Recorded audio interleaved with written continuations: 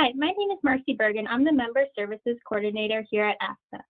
Welcome to Essentials for Success in the New Economy, Gaining ROI on Digital Strategies. This presentation is a part of AFSA's Business Partner Webinar Series, which allows industry experts to share timely educational topics directly with AFSA members. A few housekeeping notes. To ask a question, use the question box on the side of your screen. The slides and recording of today's webinar will be available later today on AFSA's website in the Webinar Resource Center. Finally, you'll receive a survey after the webinar is over. Please take a moment to complete. Your responses help us fine-tune the program so we can target the issues that are important to you. Now to our presenters. Cory Ayres, VP Market Development, Experian Partner Solutions, joined Experian from the startup world, enabling partners at firms central to serving the needs of businesses and focused on the importance of creating competitive digital experiences for end users. While at Experian, Cory has been at the forefront of digital innovation, helping partners build better relationships with their customers with high-touch digital strategies and solutions. And our other presenter, Javier Rodriguez-Paiva, Expert Analytics Consultant, Decision Analytics. Javier uses Experian's robust data assets to develop unique insights that help partners to create digital engagement and market penetration within new verticals. Javier has over 9 years of experience managing card portfolio analytics and developing product performance insights from some of the nation's leading card issuers and financial institutions. Now I'll turn it over to you, Javier. Thank you. Yeah, hey, Cory Ayres here. I'll kick us off, but certainly want to thank AFSA for having us here today. We're super excited to be talking with you guys. Let me start off by saying happy holidays to everyone. It's certainly been a tumultuous year. We're just about to end it and get into 2021. So let's have some fun today. And I certainly look forward to this conversation. So COVID's happened. It's real. And with that came a reality check around digital experiences. And, you know, while you guys take a look at this slide, you could see here 38% of folks out there say that UX is the most important factor when choosing a digital bank. And we're all experiencing that right now, right? More time is spent in apps than ever before. And that's because we're home a lot. A lot of the digital players out there that are stepping in the game or getting into the game are realizing that in order to win, digital experience is extremely important. And if you think about it, right, it's very competitive out there. It's in the financial services market. It's getting harder and harder to secure customers. It's getting harder to engage your customers regularly. It's getting harder to retain your customers. All these areas are important for any financial institution, but really any company to pay attention to when it comes to their consumers, their users. Now with the pandemic, you're seeing, you know, quite a bit of insights pointing into the areas of what we think is themes around acquisition and engagement and retention. And companies are in need of paying attention. From a fact perspective, 61% of consumers right now are disappointed with their vendors. And really it's around the lack of personalization. And a large part of this issue is around UI and UX and how applications are designed, whether it be acquisition or engagement or retention. Consumers are disappointed. And COVID has led an increase in consumer demand for digital banking, right? We can't go into banks. So we have to do everything online. And it's caused a massive digital consumption because everything is going to mobile first. You know, I read a few days ago that 30% of consumers will increase their digital channel experience due to COVID. And it's not something that's happening now, right? It's a pattern, and it's the way that people operate moving forward. Things are going to maintain the same. 14.2 million Americans now consider a digital bank to be their primary bank. And really, FIs have the opportunity to be proactive in their response.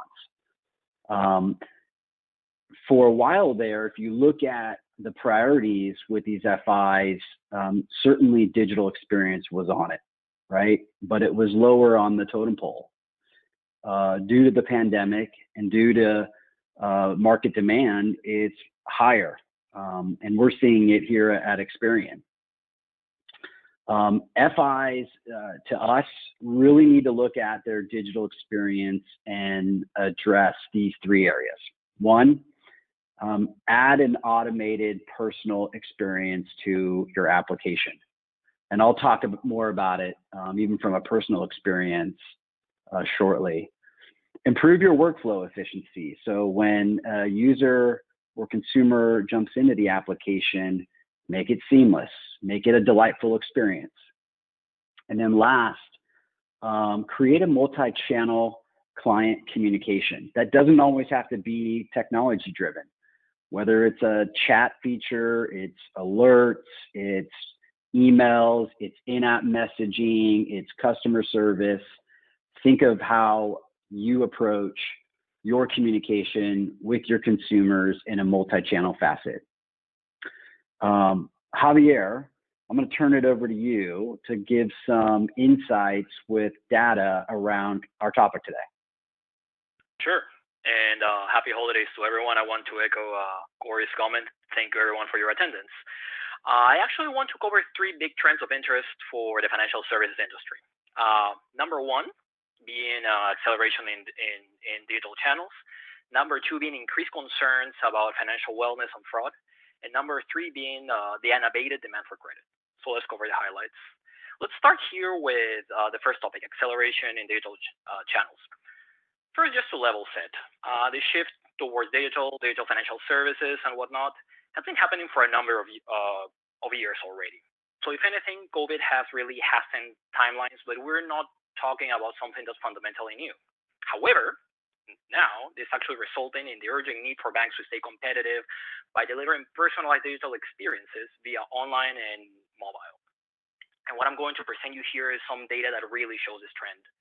According to J.D. Power, 31% of consumers on a 2020 survey stated that they opened their most recent bank account via online channels. You can actually see it in the chart. That will be online and mobile app. That's compared to only 22% who answered the same in a 2019 survey. We also have some other data points. By May, if I recall correctly, it's a survey run by FIS Consulting. More than 45% of Americans stated that they actually changed the way they dealt with their bank. We also seen that mortgages, which are traditionally a very paperwork-heavy activity, so in that asset class, digital sales have actually accounted for over 60% of 2020's activity. And what's key here is that we actually expect these trends to be long-lived. This is not just a transitory situation due to COVID, and we don't really expect that once the world goes back to a place that's maybe more normalized, digital adoption is going to drop. That's really not going to happen. And really, changes in consumer behavior have been going on already for so long. It's been 9 months that they're already ingrained. Studies in behavioral psychology show that it takes an average of 66 days in order to form a new habit. And as I said, we are 9 months into a pandemic, a few more months to go. So there really is no question that digital adoption is here to stay. And you really think about it, once you try something digitally, you actually realize it's easier. So you're just going to keep doing it. So now let's move forward to the next page because I want to talk about the second trend. In this case, I want to talk about increased concern about financial wellness and fraud. What you're seeing here is online search volume data. And what we're seeing is that there's a 20% increase in search interest for topics related to credit education and fraud. So what does this mean? That consumers are searching more than before the pandemic. answers to questions such as what is my credit score, how do I improve my credit score, what do I do if I'm a victim of fraud. So that is going up. And beyond this, we actually have other sources to support this assertion. We ran a consumer survey with Experian, and we found that a large number of consumers are actually worried about their credit during this environment. We found that 1 in 2 consumers stated that they're worried about their credit. 57 consumers, so that will be close to 3 out of 5, say they're concerned about their ability to pay their bills. And we also found that 44% of consumers plan to check their credit regularly. And in fact, if we see a next page, we can actually see that more than half of U.S. consumers are actually reviewing their credit at least monthly. Now, something that I want to emphasize, this age breakout and these numbers that you're seeing here are as of 2019. So if anything, we're actually bound to see more engagement towards credit education nowadays. And what does this mean for financial institutions? That the role to play here is huge. I was reading this article a few weeks ago, and I found this great headline that said, financial peace of mind is the ultimate banking product. Not loans, not deposits. The overall is financial peace of mind. And what does this look like? It can take many forms. Financial institutions can address this situation, this customer concern, by offering tools to monitor and understand a financial situation in this evolving environment. Banks can offer education and advice on behaviors that can help consumers to improve and mitigate the impact of the ongoing crisis on their credit standing. And really, banks have a lot to gain on this. We're not just talking about customer goodwill, but as Cory stated, we're also looking at increased engagement, retention, and ultimately long-term revenue. Lastly, the third trend that I wanted to cover here is the unabated demand for credit. So let's start by saying that, as we all know, retail spending has really suffered during the pandemic. In fact, the holiday season has started off a muted start as consumers have really reined in November spending because of the surge of COVID infections and the new business lockdowns. And in fact, I believe that 2 days ago, it was on Wednesday, that retail spending numbers came out, and they dropped seasonally adjusted 1.1% compared to a prior month. However, the point that I want to make here is that retail spending doesn't tell you the whole story. Consumers are still making big credit decisions, and they need support for these decisions. In fact, and you can actually see that on the charts to the right of the slide, car and mortgage loans are actually experiencing a particularly strong year. Demand during quarter 3 and quarter 4 of this year has been significantly higher than 2019. Auto loan balances are currently standing at really close to $1.7 trillion. Country level, and mortgage balances already past $15 trillion and keep going up. And let's remember here, so all these big credit decisions, big ticket purchases are happening, and they're happening online. They're being serviced digitally. So customer experience and digital engagement are key to win on this new marketplace. Actually, and on this topic, Cory can maybe give us some perspective in terms of customer experience and his recent experience. Yeah, thanks, Javier. Definitely good insight. This data is certainly eye-opening for a lot of us. And I know personally for me, I live out in Austin, Texas, and the real estate market here is booming. My wife is in real estate. In fact, we just moved because of it. I was putting away boxes prior to this call. And so we have personal experience with what's going on here. And if you look on the next slide, I'll touch on a few areas. One is really, how do we win in this new economy? And how do we create a customer-centric digital experience? I'm sure most of you guys have heard voice of customer. And it is everything, right? I mean, you guys know as consumers, when you go into a Nordstrom, for example, and you feel that customer experience, obviously we can't go in now, but before, it made you come back. And companies and FIs, we all got to think about, what do our customers want? How do we help consumers on complex parts of their purchases and or financial situations? How do we offer access to real-time information to create stickiness so they return, they engage? How do we leverage user analytics to understand the value of your digital experience? And I want to talk about that on the user analytics. Prior to my time at Experian, I was at a company where we focused on usage analytics. At Experian, we focus on usage analytics. It's critical. It starts by surveying your customers, and then it extends to how do my users come into the application? How do they engage? What are they clicking on? What is the journey? Where do they start and stop? What do they not use, right? How do I create that experience by not only feedback from the client, but also with data, right? And it's not just about creating a simple mobile app or an online portal and calling it done.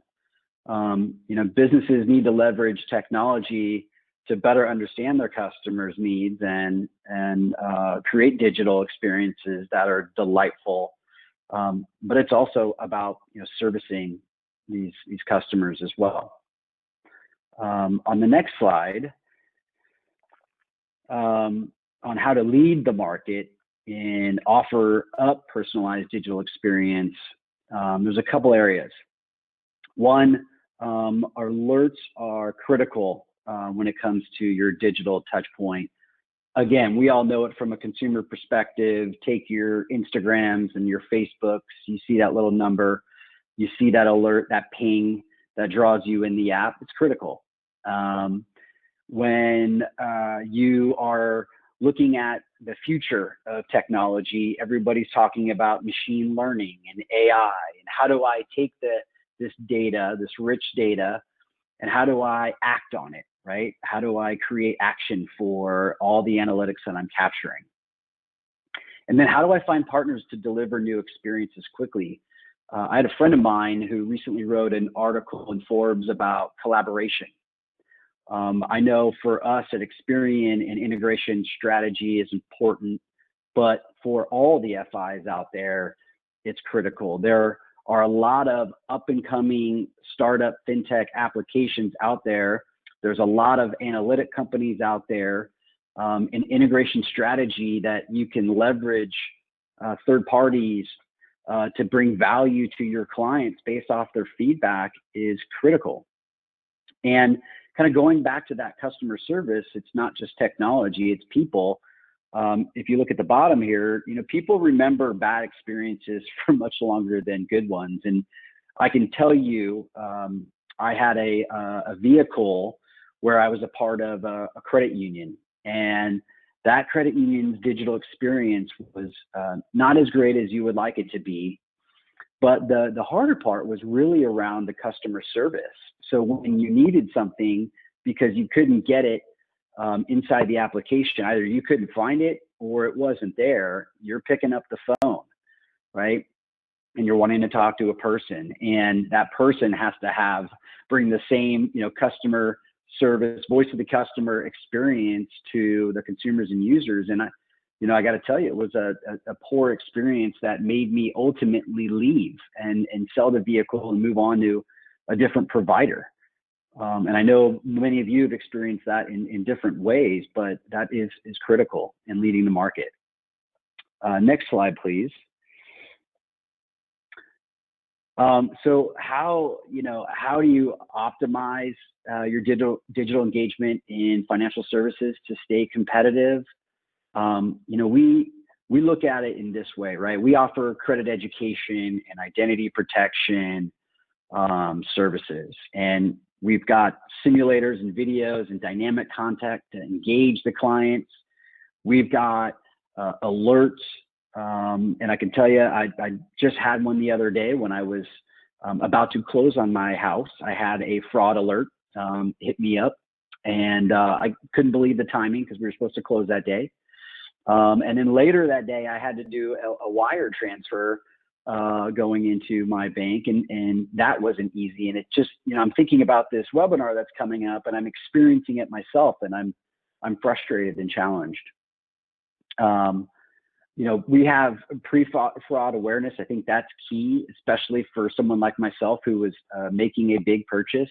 How do I plan ahead?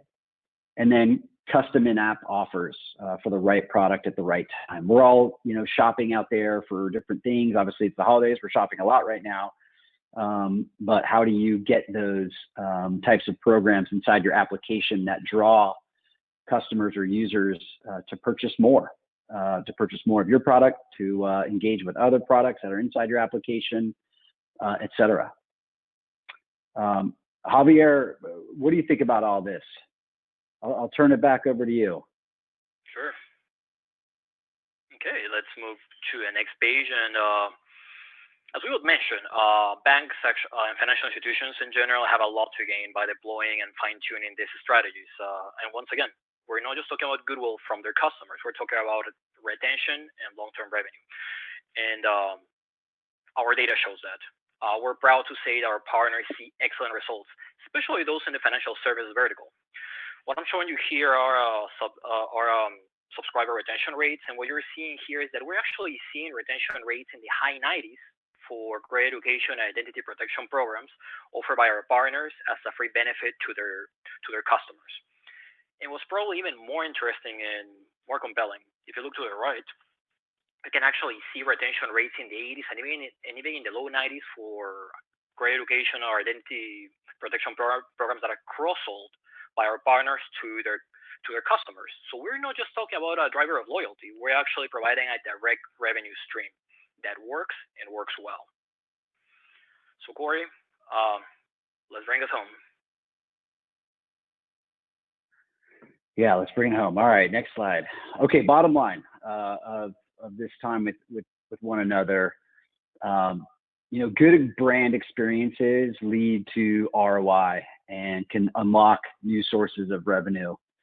I do like to use consumer applications when we're talking about business applications because it resonates.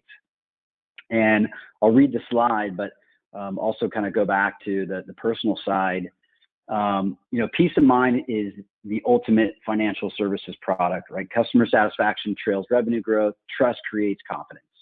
Brand experiences are the new source of truth moving forward. So what does that mean? Well, for any of us out there, since we are at home, we are logging into our apps frequently, our mobile apps, more than we used to. You look at something like a Netflix, for example, who has not only changed the way that entertainment is distributed, but they've brought trust to their audience, right? And they were game changing, right? We are all shopping on Amazon right now, buying Christmas presents. We do it because we're engaged. It's easy. We trust Amazon. We need to think about the same thing, right? Digital transformation will change the way we interact with our FIs. And in Experian, we believe that our trusted brand, coupled with our innovative products and services and customer service, creates a delightful experience for consumers. Just some statistics. I know you see here 93% of consumers say CX is important, and we are spending more time on mobile apps, as we talked about. But our partners are actually seeing tremendous results as well, where on a 12-month average, we're seeing retention rates in the high 80 percentiles, which, that's great. And it translates to great value for consumers and growing and sustainable revenue for our partners as well.